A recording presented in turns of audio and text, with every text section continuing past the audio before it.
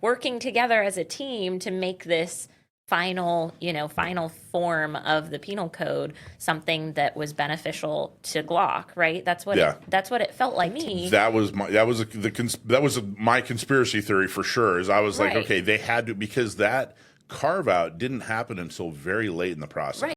Like last minute they changed that. So I'm still Doesn't make holding any out sense. hope. I'm still holding out hope that the V is going to be considered in that carve out and that it'll be back on the roster. I mean, it could be, but We'll find out together.